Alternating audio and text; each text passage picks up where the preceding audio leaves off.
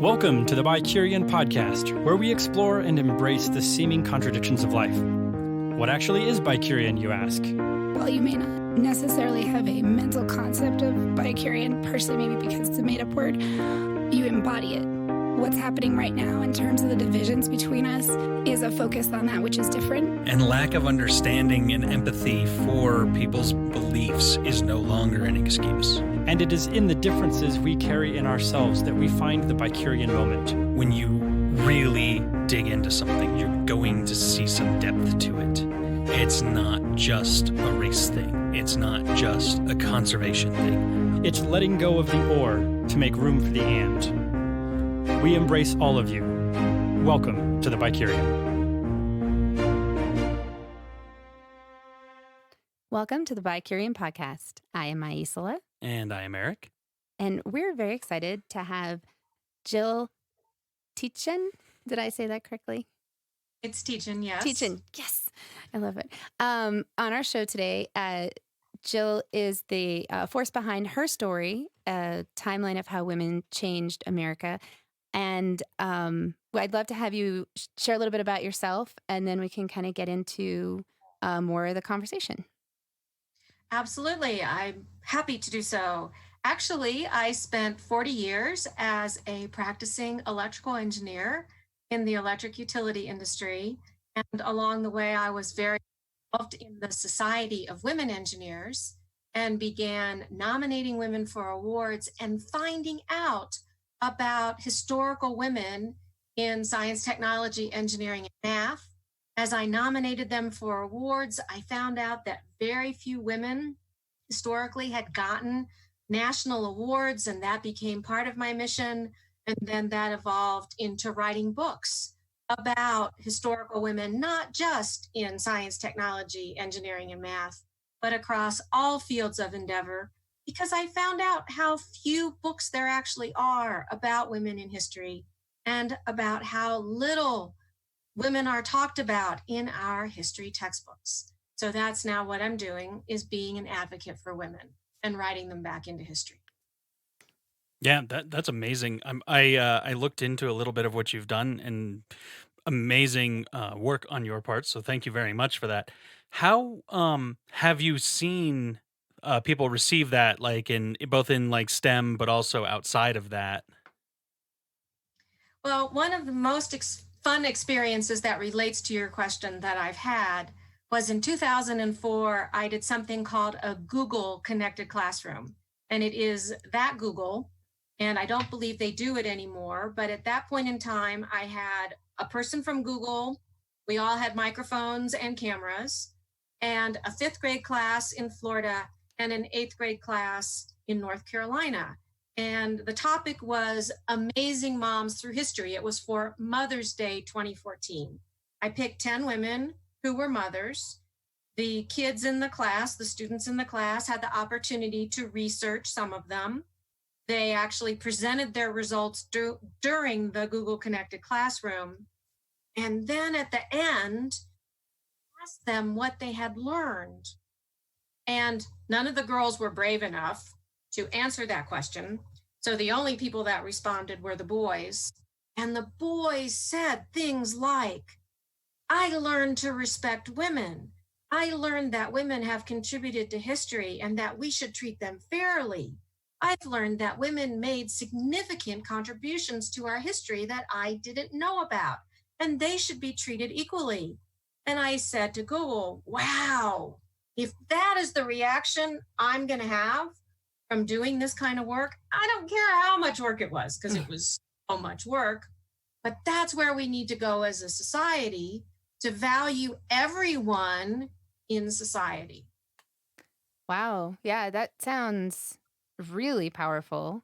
And I know that when I first talked to you about this, it was sort of in a certain way that awareness, when you talked about writing women back into history, that awareness that, you know, there's a modern sort of weirdness, I don't know, where we have, like you said, we've written women out of history. We also seem to underestimate women, or we limit them it reflexively. I wouldn't say that we as kind of a a made up thing, because obviously there's nobody like standing in front of people for the most part saying no, but there's this the cultural reflex to question the female contribution. And then when you were talking about saying, maybe we could address the gender wars a little bit differently if we just acknowledge that a lot of the stuff that we're saying we like women to be able to participate in, they actually already have a lot. Like, it's not new. Well, I'm just going to bring one example into this conversation. And your listeners or our listeners, whomever, don't necessarily know that we are all using computers and electronic equipment to have this conversation. Admiral Grace Murray Hopper developed the computer compiler. That is the computer software that allows us to talk to computers in human languages and not just the zeros and ones that a computer understands. So she facilitated the entire computer and information age. And isn't it important that we as a society know that? In addition, there's another woman that I know her. Well, I knew her. She's not alive anymore. Her name was Yvonne Brill. All of the communication satellites that are aloft use her engine. So we are totally indebted to the communication that you and I are having right now to these two women to enable us to do that. And isn't it important for us as a society to know that and to acknowledge that and to understand that? Yeah, absolutely. I come from a physics background, and I will say that, Madame Curie was one figure that we all had to study and know. And I can't think of a single other woman that was in that realm. And it actually, now that I am thinking about it, I'm curious why her in particular. So maybe turning this around, what is the reason you think people, leave women out of this conversation, in your opinion? Well, let's go back to Madame Curie for a moment. In 1987, when my colleague Alexis Swoboda from the Society of Women Engineers came back to Denver, where I live, and said, Jill, I have heard about this outreach program. It will help us recruit women and men, actually, or boys and girls, to engineering. And it's a Great Women in Engineering and Science essay contest. And we're going to do it on Great Women in Engineering and Science. And I said, Alexis, that's a great idea. And then I said, to your point, who are they? Because in 1987, I only knew one historical woman in engineering and science anywhere in the world, and that was Marie Curie. Marie Curie won 2 Nobel Prizes. I mean, what she did was incredibly significant. She came to the US on a tour. She was lauded. She was given radium to do her experiments. I mean, on and on and on. So we do know her, and you can't minimize her contributions. She won 2 Nobel Prizes very, very early.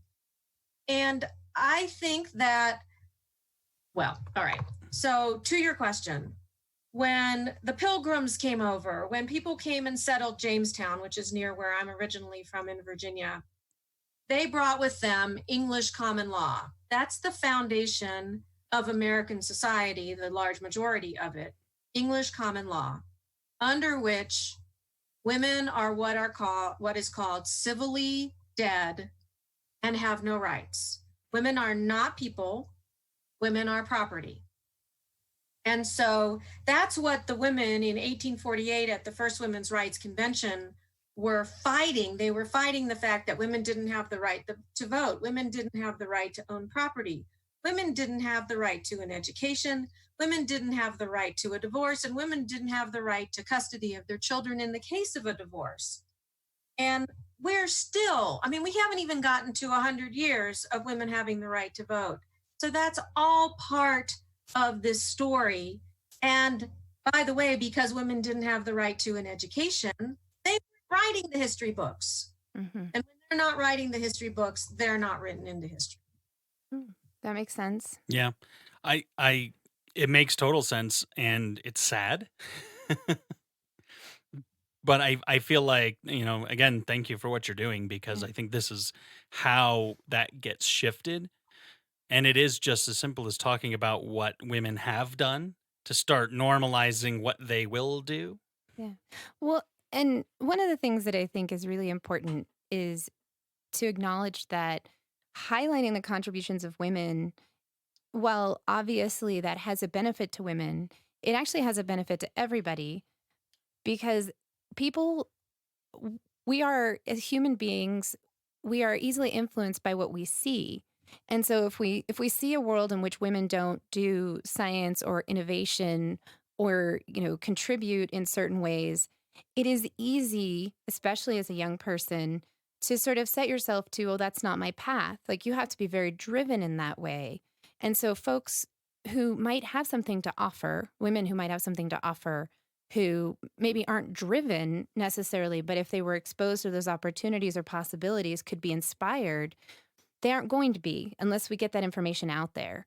And then whatever they contribute is going to benefit, as you said, computer compiler, everybody.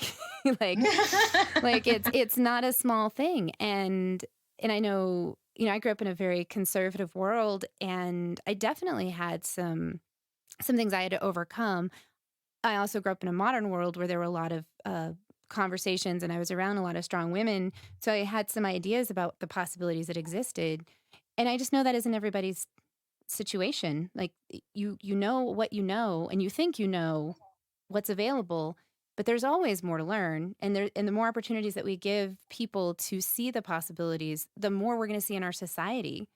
It only benefits all of us. You're exactly correct. It only benefits all of us. And there is a saying, you can't be what you can't see. And that's true for very, very many people. You're right. Some people are so driven, and have been for actually a couple hundred years, that the women particularly, that they're able to do it in spite of the fact they didn't see somebody else doing it. And you're also reminding me of two other major topics. One, in the 1980s, there was a series of ads that were in the magazines of the day, like Time and Newsweek and US News and World Report. And there were two sets of baby booties. One was a blue set of baby booties, and one was a pink set of baby booties. And the thrust of the advertisement was, we're not training those pink baby booties to be scientists and engineers. And what if the cure for cancer is in those pink baby booties? It was one of my favorite ads of all time. Mm-hmm. Yeah. And then to another point that you're making, my first Her Story book is called Her Story, A Timeline of the Women Who Changed America, which is more than 850 women from 1587 to 2011 across all fields of endeavor, women we should know about and that we don't know about. And then my newest book is really to your point about seeing women. It's called Hollywood, Her Story, An Illustrated History of Women in the Movies. Do you know that in a typical crowd scene in a movie, 80% of the people are men? Do you know that there's less than a third of the main characters in movies that are women? Directors of movies, of the top 100 movies, I don't know exactly the right number or the right percentage. I just know that it's about 4% of movies are directed by women. And then there's a test. It's called the Bechdel test, Bechdel. I'm familiar with it. You're familiar with it? But share it, please, for our listeners. It's a great... Well, I mean, it's just so... When you hear what it is and then you realize how many movies don't pass it, you just go, what? There have to be two female characters in the movie. They have to have names, and they have to talk to each other about something other than a man. Mm-hmm. It's a pretty low bar. And an amazing percentage of the movies don't pass it. So when you say we in society have to see we have to see women in roles, it's not just that we have to know them.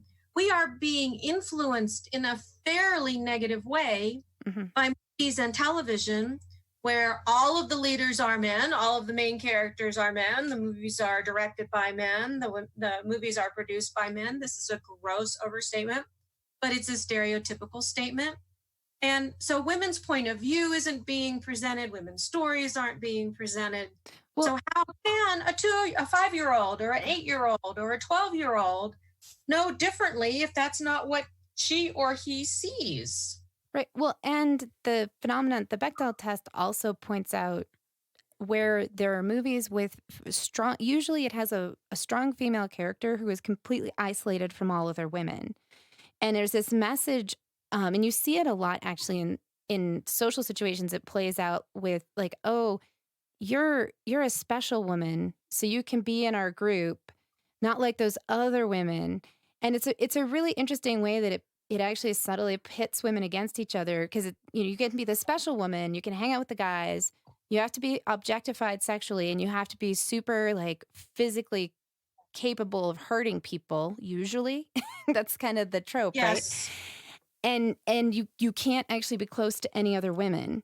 So you'd say they have to basically act like a man. They have to act like a man that the men want to have sex with, who have big breasts. Like, I mean, can't be gay. I mean, we have, yeah. I'm just saying, like, it's a really interesting phenomena. And I'm assuming you're familiar with Misrepresentation, the Yes. documentary. And so that was a documentary that I saw a few years ago. I believe it's still available on Netflix. And the truly intriguing thing that I got from that was that women in movies in the 30s and 40s actually had a much wider character range. The same woman could be the seductress and the girl next door. Whereas modern movies, they're much more two-dimensional. Like they get put into like, if you're the best friend, you are never ever going to be romantically interesting to anyone of note in the character in the movie.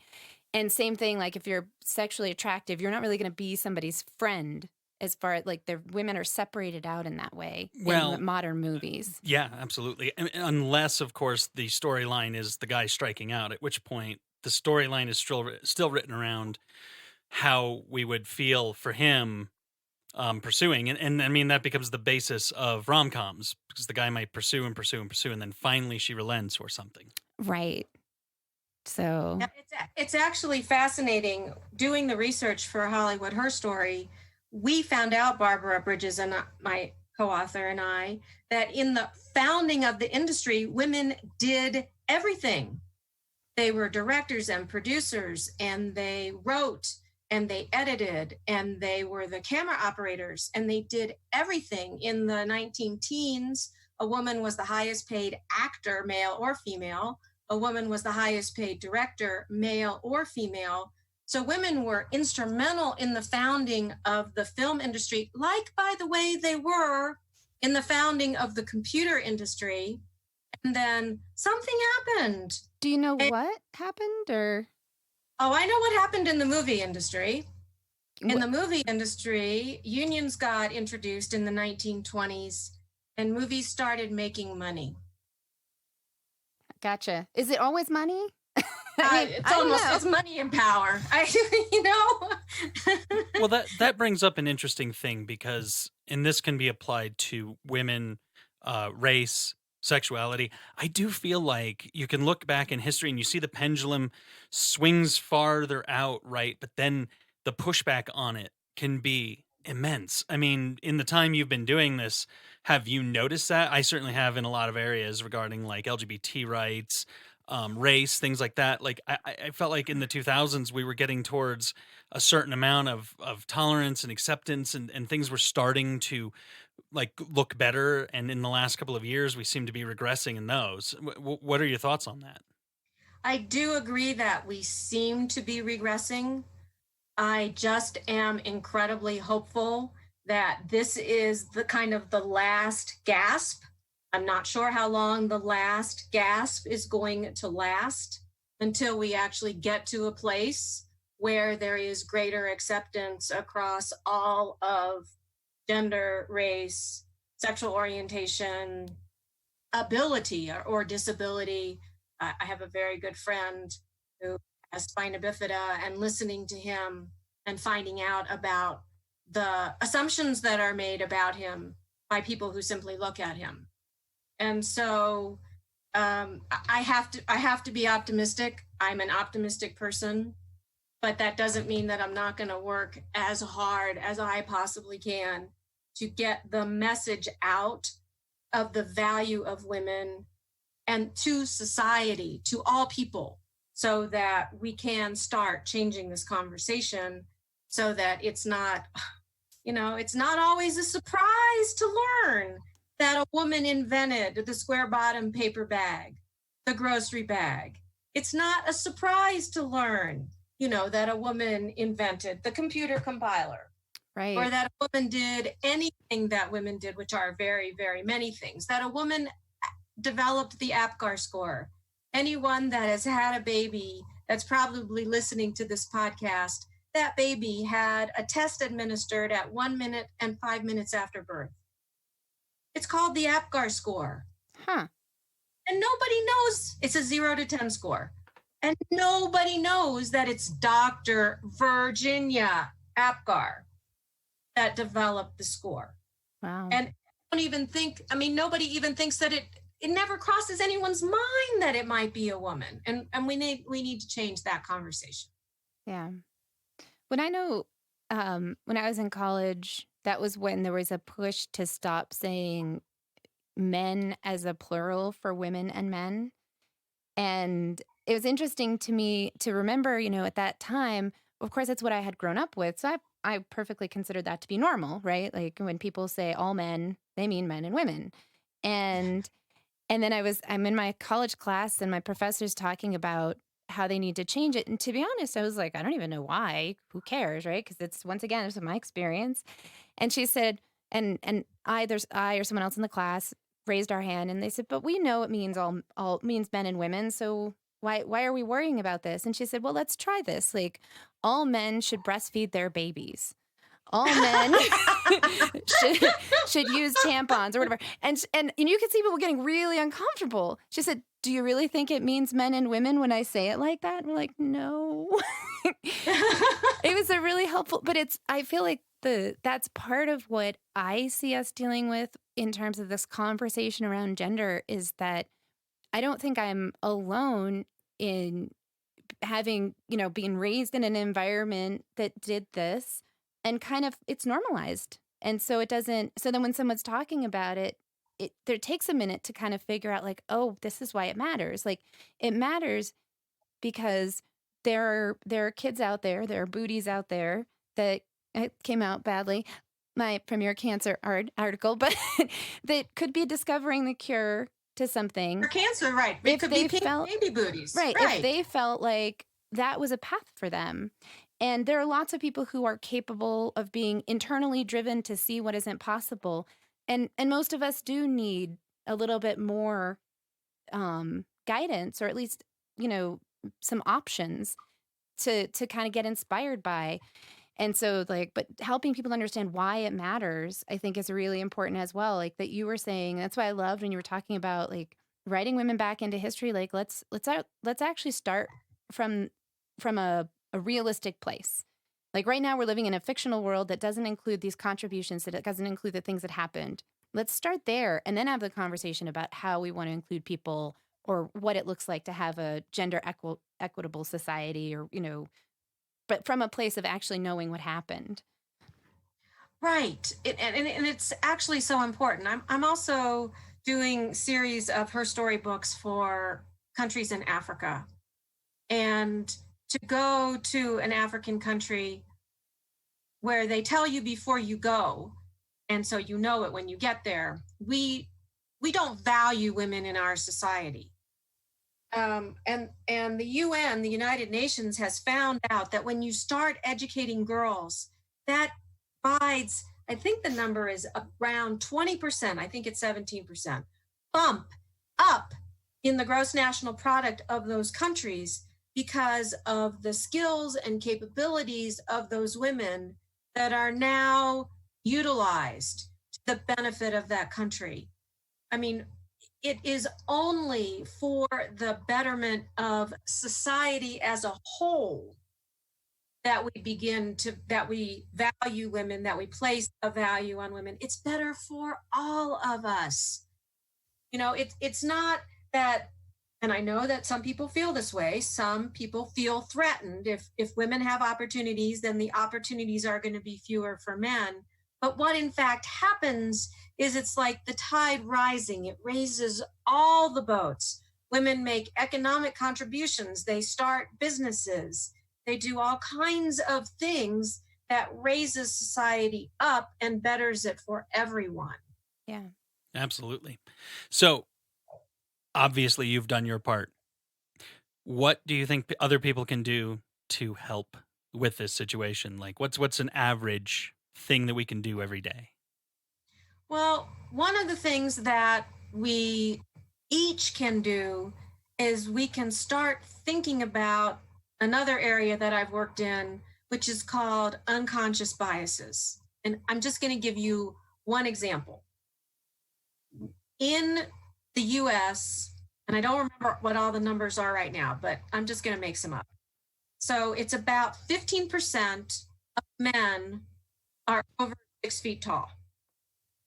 And it's about 4% of men that are over 6 feet 2 inches tall. Yet 60% of American business CEOs are over 6 feet tall. So one of the things, I have to do this actually myself. I will look at women who I know are leaders, and then I will say to myself, Jill, you have to remember that these women are leaders. Just because they're not 6 feet 2 men, they are still leaders. And I'm 5'2". I'm not getting any taller. All that's going to happen is I'm going to get shorter.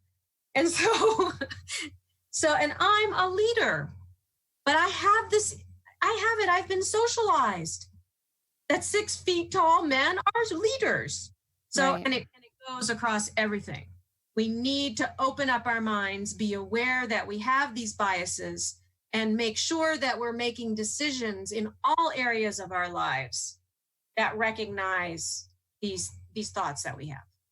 Yeah, that is absolutely true. It's funny that you mentioned that only because something that Aicila has said to me, and she's been in a lot of leadership roles, and she's not tall, but same kind of a thing. She's literally used the words to me. She's like, I think people think I'm taller than I am. Oh no, people do actually. I have run into this. My friends, I'm like you. I'm 5'2", well, and a half, but because that half inch matters. But over the course of my life, the number of times that I'll be talking to a friend of mine who's much taller, 5'7", 5'8", 5'9", and we'll talk about something, and I'll say, well, because I'm short. And they're like, oh, no, you're my height, right? I'm like, you're 5'7"? You have 5 inches on me. How do you not know I'm 5'2"? But most of the time, unless I'm standing right next to them or I make a point of it, they think I'm their height. I don't know why. But Wow, that is just fascinating. It's relevant just because you brought that up, and I'm like, that is a conversation we've had. yeah, and it's true. I've run multiple organizations and been in a lot of leadership situations, and I don't know. I have told people, somehow I've managed to convince people that I'm tall. And I wonder, and I don't know what it is, but and I don't wear heels. Because you're a leader. It's because you're a leader. So therefore you have to be tall. I have to be tall. How we envision it in our society. There you go. They realized it, so they decided I was taller. Because I don't even wear heels or anything. They bad for my hips. So I'm always just my height. Right, and I have a reconstructed knee, so I don't wear them either. So anyhow, right, thanks. That was the other question. I wanted to put Erik on the spot. As a male-bodied human, who my experience of Erik is that he's actually not threatened by strong women, and not just me. I am unique in that, from what I can tell. He tends to really value and appreciate women specifically, honestly, in his life, who are decisive and leaders, and so I'm just curious if that's just an instinct, or if there's work you've done, or because I feel like perhaps that's something that could help with this, like where you were talking about how to see this differently? Part of it, I'm going to admit, and this harkens back to an episode we did in the past where we talked about positive masculinity, and that saying that phrase implies that I've had plenty of experience with negative masculinity. To be honest, many of the women that I have worked with that were my boss or running the show at a concert or different things like that, my wife, I have just always had a certain amount of respect for the way in which they get things done, and it isn't necessarily done in the way that I've seen a lot of alpha males do it. I've learned to appreciate, and this is a massive societal change, that alpha male is not necessarily um, going to get the job done at all, or possibly better. So I just learned to really appreciate that aspect of the female mentality is a lot less concerned about whatever kind of contest is going on in masculine culture. And I'm going to guess also, and I don't know, but somewhere along the way, there was a role model for you, or there was behavior demonstrated in some way that didn't, well, I could do it the negative way or the positive way. I'm going to do it the negative way, that didn't belittle women, that didn't constantly demean women, that didn't do all of those kinds of things, so that in fact you were taught respect for women. I was raised primarily by my mother, who had remarried, but was very much the person in charge in my family dynamics growing up. Yeah. And she was never one to aspire to be a CEO. She worked as a secretary for a couple of companies while I was growing up, and actually spent the first several years until I was about 8 or 9 at home with me, and then went back to work. But realistically, yeah, she got things done, showed me how to get it done. It was never the competitiveness that I saw in my classmates and that sort of thing. It was just, here's how we're going to do it. Yeah. So you were socialized, I would say, appropriately. Well, exactly. And my stepfather, who was, in the picture, was never one to really question that. So he had been socialized in a similar way. He was never really into challenging my mom. He basically, she wore the pants, as it were. Right. And she's tall, obviously. and there are other people, there are other men who do have similar experiences to you, or do have similar outlooks to yours, and demonstrate similar behavior. And I'm not going to guess what the percentage is, but we all know that it's way less than half. Yeah. Yeah. Yeah. No, and I mean, personally, if I could just flip a switch and change things, it would at least be to create a world in which people could see things the way I do, which is a little bit less about gender and about how things work. Just respecting people in general. I mean, I do think we need to push the pendulum really far with the work you're doing. We need to, push into recognition and putting effort into getting people seen. And eventually we might end up where people, it's inherent in me. I just don't think about the gender of the person that I'm working with or talking to or who's running this show, unless I tend to notice if it's negative masculinity. Right.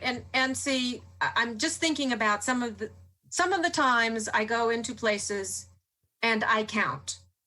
So, or I see something and I count. So I subscribe to the Wall Street Journal, and there are ad pages where there are conferences that are coming up and they speakers, or there are sometimes there are advertisements taken out that are our top sellers, or whatever it happens to be. And I count, because often there are so few women on those pages that it actually then becomes totally obvious, or people of color, or find another demographic that's not represented.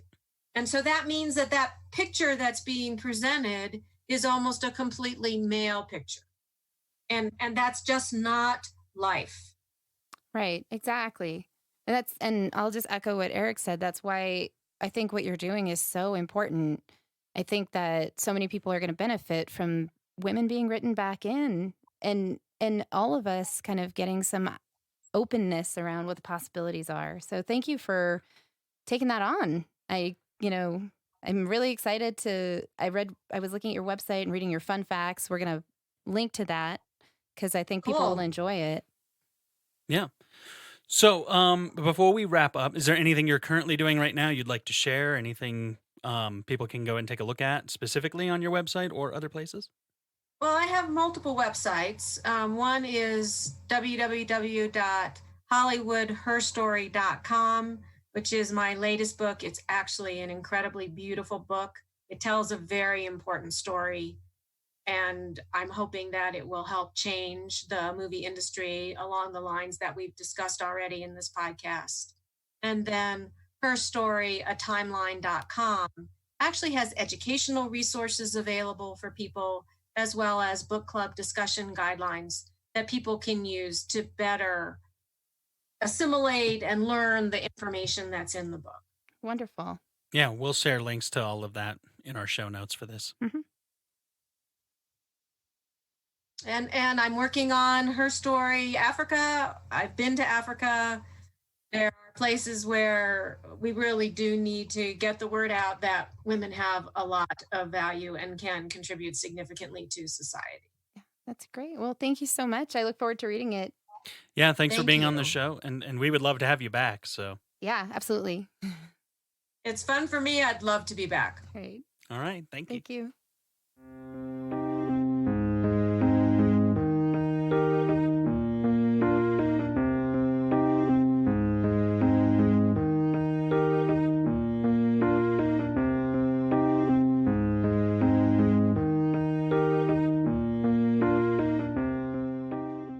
Welcome to the Bikerian Moment. I am so excited to share mine. What is that? Well, it's not actually a happy or exciting thing, so I'm not sure why I'm so excited, but there's a New York Times article today or yesterday about Justify, which was the last horse to win the Triple Crown, which, as you know, I have some strong draw to that. Yeah. And so apparently Justify failed a drug test when the colt ran the Santa Anita Derby, Yes. which is what qualified Justify to run in the Kentucky Derby. Right. And I read this article. I'm familiar with it too. and the whole thing is, I mean, it's a little sketchy in that, like one of the people on the board that reviews a drug test that kind of did the weird thing and didn't announce it has a stake in some of the horses that the trainer who was training Justify owns. So there's a lot of connection in the I guess in the horse riding industry, horse racing industry. And so it was rough for me in that it kind of bummed me out.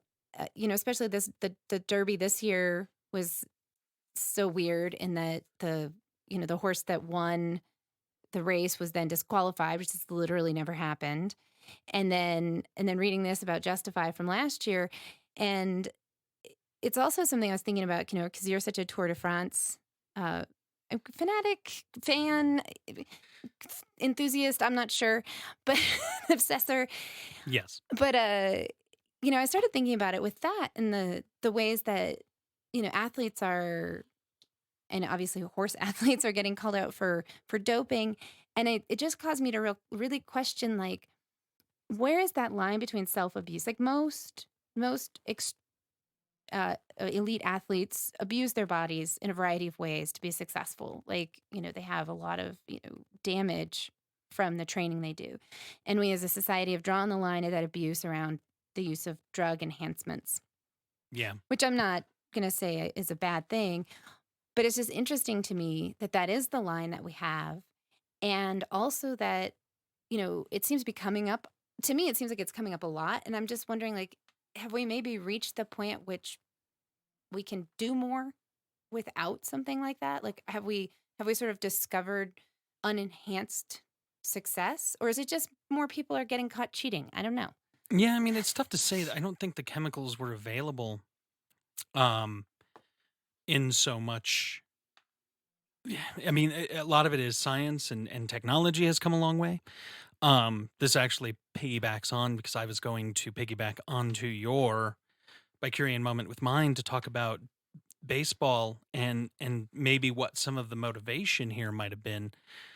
In the late 90s in baseball, a couple of players admitted to using anabolic steroids, which had not actually technically been banned in the sport because they were too new.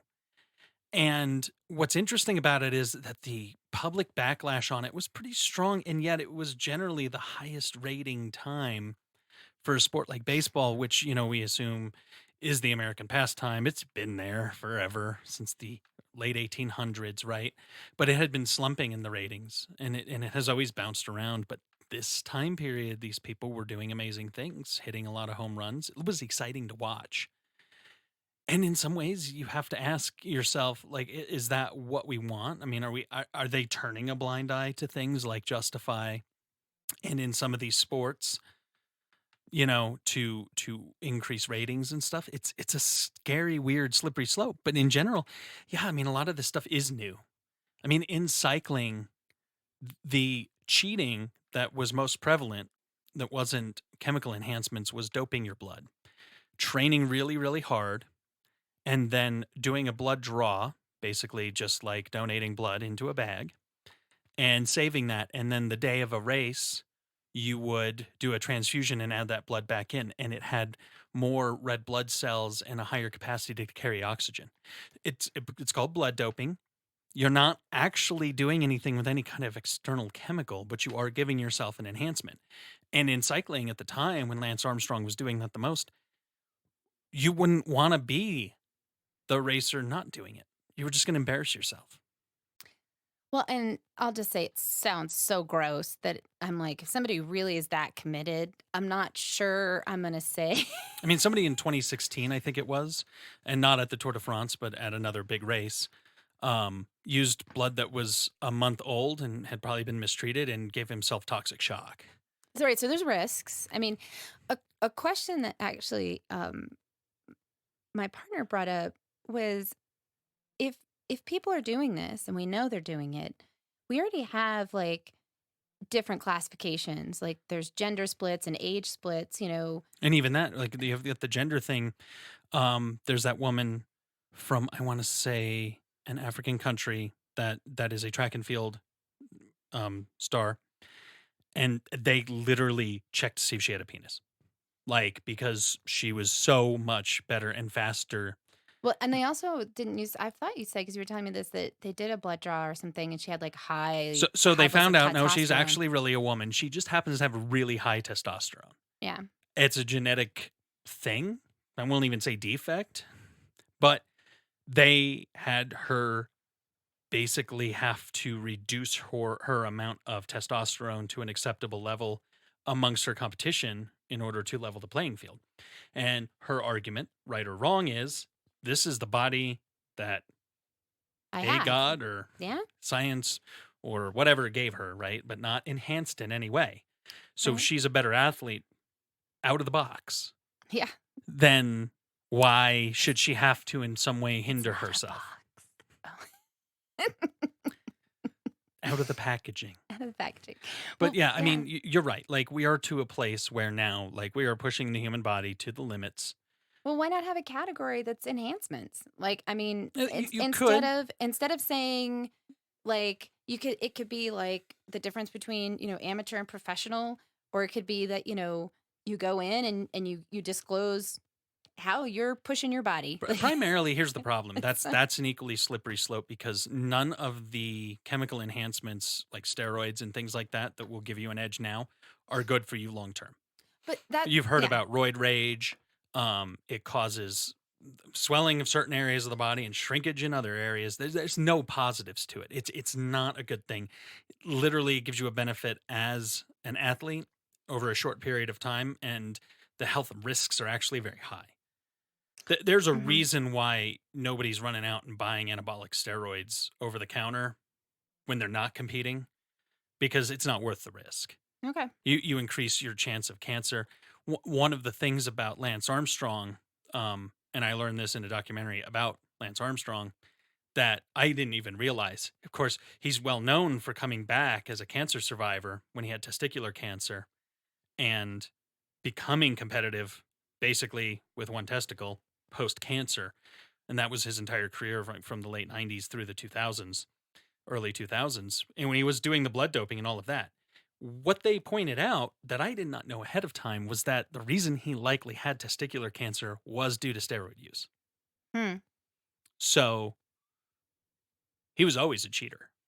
And in the process of cheating, gave himself a condition that he had to then recover from, and then had to cheat more to be competitive, but eventually was like one of the best. And that's a thing. If you level the playing field in that way, that everybody was pretty much doping at that time, his whole team was. Literally, they were threatening people on his team to get on board or get kicked off the team Hmm. with participating in it. And the other teams were all doing it too. He really became a big scapegoat for what was fundamentally a problem in the sport. Gotcha. But notably, as you ask why not have an enhanced category, because then you're going to have a whole bunch of people who had to battle cancer to be competitive, that to then need more enhancements to still stay competitive. It's not worth it. That's the reality. None of that, none of those kinds of enhancements are good for you in the long run. Well, yes, and most honestly, like most competitive elite athletics are not good for you in the long term. So and that's my question is, and I'm not pulling for one thing or the other. More just really asking, like, we're okay with, like I said, like a certain amount of abuse that these athletes put themselves under. Like they tell stories of Yeah. joint issues and concussion problems and Yes. whatever it is. And yes, you're going to deal with things, the concussion thing is a little different because that is a long-term effect that causes depression and dangerous situations. I mean, I'm certain that nobody who's played football that's now 50 is walking without some joint aches. And you know what? We have to draw a line of where the acceptable physical risk to And we're engaging and in a sport that you love, because here's the thing. We know about the big players and they make millions. The average player in most sports, I mean, I think the minimum in football was until recently, if it's not still the same, $640,000 a year. And I know that's a lot of money, but it's not like the millions that the big stars make. well, and it's not a guarantee. Like it's 3 to 5 years. It's maybe 10 or 15, Right. and And then if that's what you choose to do, I mean, construction workers are hard on their body. We're going to say they shouldn't be out working. no, exactly. It's just it's a question I have. Like, and I hear what you're saying. I'm not saying we should change that line. And I'm just wondering, like, if this is what people are doing, is there a way to do it safer? Like, if people are actually at a point where they could be, could disclose, like, I want to push my body and I want to enhance it in this way in this sport. That's how I want to do it. And could that be something that's monitored or handled differently? I don't know. As a sports purist, I would say no. You're like, I'm against this one. Sports to me harkens back to the ancient Greeks holding the Olympics and competing and showing off their raw prowess with their natural ability. That's what I enjoy watching. But yeah, I mean, I just don't think enhancing yourself chemically is in the spirit of it, whether even if you made a separate category for it. Yeah. You're reminding me of the Dead Poet Society. Did you watch that movie? I love that movie. Well, I have to take that back. I used to love that movie. I have problems with it now. However, there's that point where he says, sports and competition are an opportunity for human beings to challenge other human beings to excel. Yeah. And I hear you on that. And that's, I mean, in cycling, that's why I'm a fan of it. I am a cyclist myself. I see what they do. I'm impressed. And I get out on my bike and it makes me want to pedal a little harder. I'm never going to compete with them. Yeah. But it's interesting to think that their experience and my experience out riding up a hill and trying to push through it isn't completely dissimilar. So that's the thing. And regarding Justify, back to the original point, based on what I read, there's a chance, albeit slim, that it might have just been in some feed, the chemical that they found. It can be an environmental contaminant, as they call it in that sport. Yeah, they said it was unlikely, though, Yeah. based But on the levels that he had in his and just system. and you know what? I bet you that was probably one of the most watched years of horse racing last year. So maybe they were motivated to do that. And it's kind of gross. Yeah. So, Well, thanks for listening. I should maybe start out a little happier, huh? Yeah. Thanks for listening. Join our mailing list at bit.ly, bit.ly/bicure, BICUR. And you'll get episodes and blogs conveniently emailed directly to you by me. Learn more about us at bicurian.com/podcast. And if you like what we're doing, please tell your friends about us or share episodes you like on social media. Thanks.